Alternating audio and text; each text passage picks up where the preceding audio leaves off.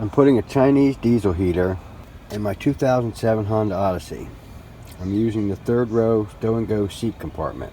I decided to mount this thing on its side, which we can't do if the glow plug is on the top side of the unit. I didn't mount it straight out the bottom because the pipes would come out too low to the ground for my comfort.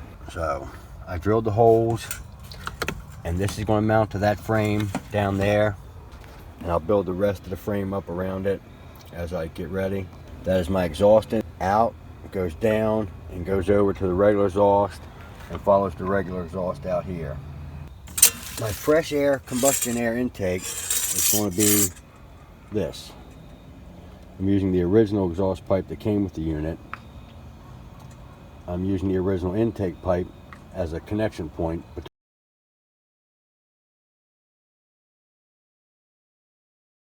These joints will be sealed with muffler sealant. I'm waiting on that to come. I'm waiting on the heat tape to come for around this, and I'm going to build an aluminum box around these for heat. I haven't quite decided what I'm going to use to seal that off. I'm still waiting for some other parts. I'm waiting for the good fuel line, and I'll show you under the car after I get some things put together. So yeah, they come out side by side, but they're on the wrong side from where I needed them to be, so I used copper elbows. Here's a view from the inside with the pipes installed on the outside before I seal the penetrations and mount the heater. I used rubber fuel line on the edges of the holes in the tub to protect my pipes. Exhaust on the left is wrapped in fiberglass heat tape.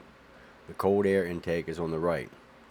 This whole tub is lined with commercial roofing rubber, and the frame keeps everything that is mounted back there off of the floor itself, in case I were to ever have a leak. Goals were to keep the fuel line inside and away from damage, and to keep my exhaust and intake runs as short and straight as possible. The whole project would have been much easier if I had not been wedded to my heater exhaust following the vehicle exhaust. Alright, here you can see this is the side of the stow and go tub. The intake and the exhaust come out of the side.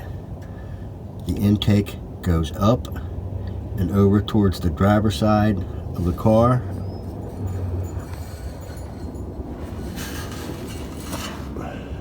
And there's the intake filter, or lack thereof. And I used the stock stainless steel exhaust pipe to connect it. And it's connected to a copper 90 degree. I've got it sealed with high temperature RTV silicone stuff, and the exhaust comes out right next to it and comes down and over around the other side of this seat tub, and I've got it wrapped in that high temperature exhaust tape, and once it gets to my exhaust pipe, I just stop that there, run it down with my exhaust pipe. But you know, I've only had this thing in since October, the muffler, and it's rusting a lot. This exhaust pipe, I needed a much longer piece than was factory stock, and I bought that off of Amazon.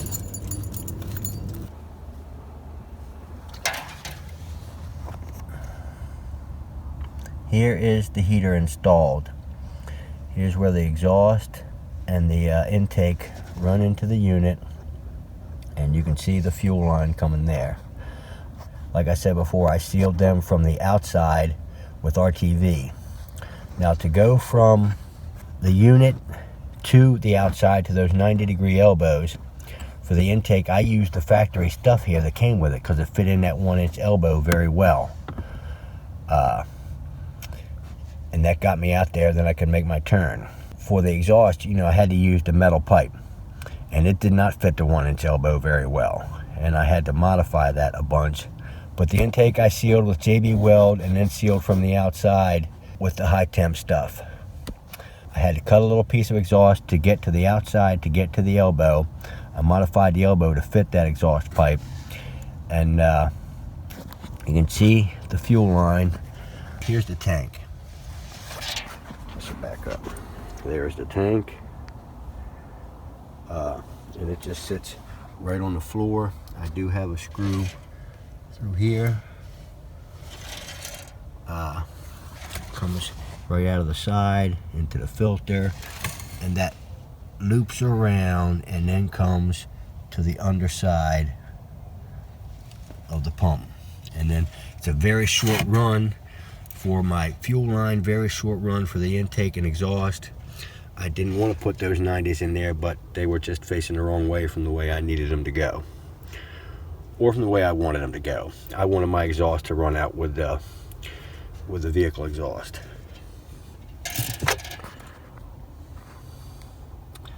And that wire there is for the controller. It comes up, and I just got it mounted right on the side.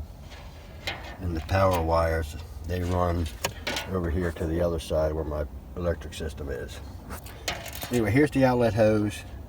I got it coming through, and it tees off. I got a vent right there.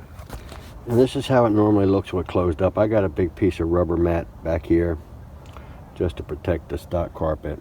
Anyway, it comes up, it goes around, and I just aim it wherever I want it for now until I build some kind of duct housing for it. Here's the setup all packed up for summer mode.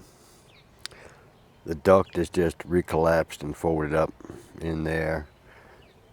Air outlet is tucked down in there, and I'm getting ready to disconnect the controller and tuck it down in there. And there's my little piece of heat shield. I never showed that. It's hard to see, but it's just a sheet of aluminum that goes between the exhaust and the other piping. And I'll disconnect the power for the summer. It will tell me I need to run it about a half an hour a month on high. And I'll go in here and disconnect the power. On the next van video, I'll talk about the electric system and the batteries I made from free 18650s.